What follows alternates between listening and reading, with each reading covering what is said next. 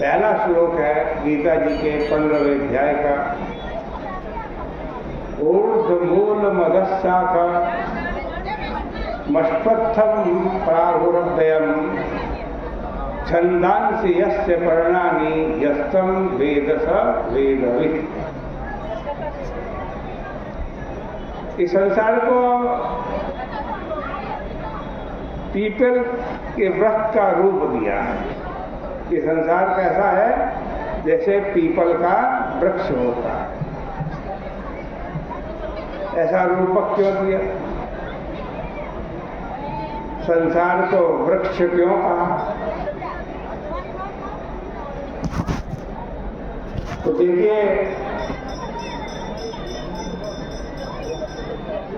People के वृक्ष की ऐसी विशेषता है, उसका नाश नहीं होता। जब तक हम उसे काटेंगे नहीं तब तक उसका नाश नहीं होगा। गेहूं, जौ, चना, मटर आदि पैदा होते हैं तो एक बार पैदा होते हैं,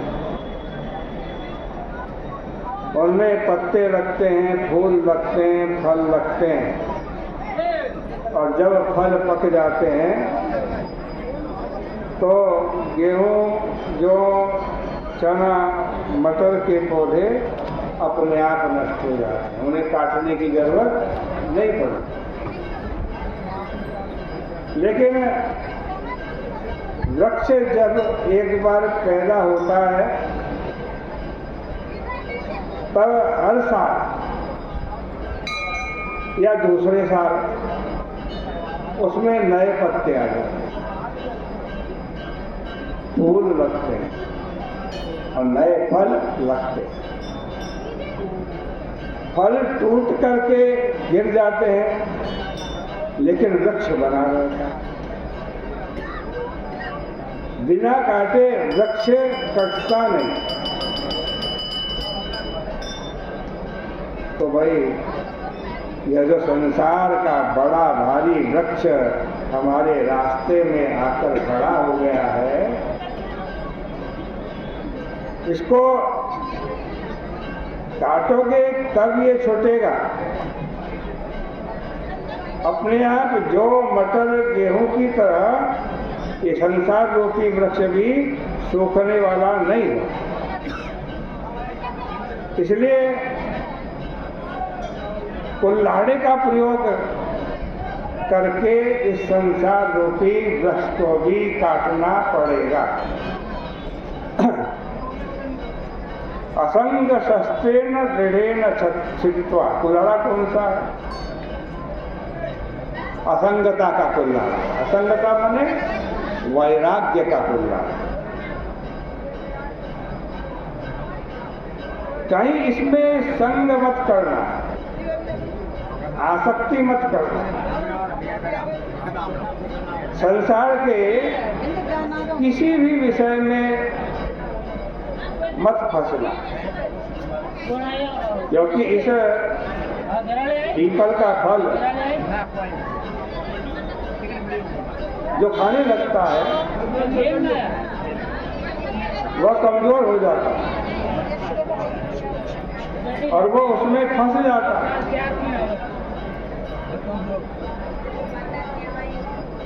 कहा गया एकस्तयो खादति पिप्पलान्नम अन्यो निदन्नोपि फलेन भूयान्। जो इस संसार रूपी वृक्ष के विषय भोग रूपी फल में फंस जाता है, उसका मन कमजोर, उसका तन कमजोर, उसकी बुद्धि कमजोर, और जिसने इसका त्याग कर दिया है वो निरन्नोपि बलेन भूयान्।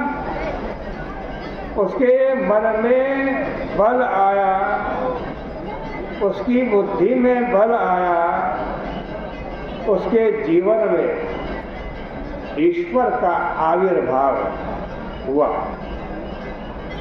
और असंगता के शस्त्र से उसने इस वृक्ष को काट दिया। कह रहे ललचाओ मत और असंग शस्त्र से इसको काटो। यह बतलाने के लिए संसार को वृक्ष कहा है, ये बतलाना है। वृक्ष किसे कहते हैं? छिद्यते इति वृक्ष, जिसको काटना पड़े उसका नाम वृक्ष है। अब जैसे कोई गंगा के किनारे किनारे बद्री केदारनाथ की यात्रा कर रहा हो और रास्ते में एक ऐसी जगह पहुंच जाए जहां नीचे से गंगा जी की बड़ी गहरी धार बह रही है और तट बड़ा ऊंचा है और रास्ते में एक बड़ा भारी वृक्ष पड़ा है, पीपल का वृक्ष, टूट करके गिर गया। अब आगे कैसे जाए? निकला कैसे जाए? देखो, जब तक तुम उस पेड़ को काटोगे नहीं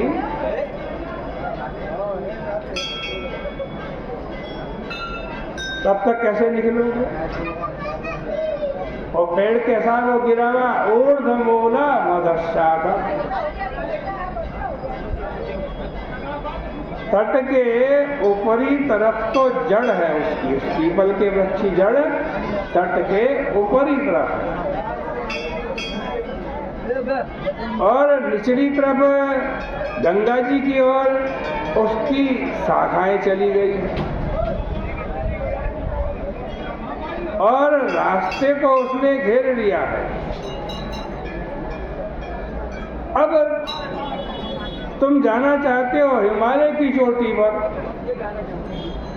गंगोत्री की तरफ जाकर भगवान शंकर का दर्शन करना चाहते हो, अलकनंदा के मूल में पहुंचकर बद्रीनाथ का दर्शन करना चाहते हो, लेकिन रास्ते में वृक्ष पड़ा हुआ, इसको काटे बिना नहीं जा सकते। अब प्रश्न आया कि संसार रूपी वृक्ष को अश्वत्थ क्यों कहते हैं? पीपल से ही क्यों उसकी उपमा दी है? वृक्ष तो बहुत सारे हैं।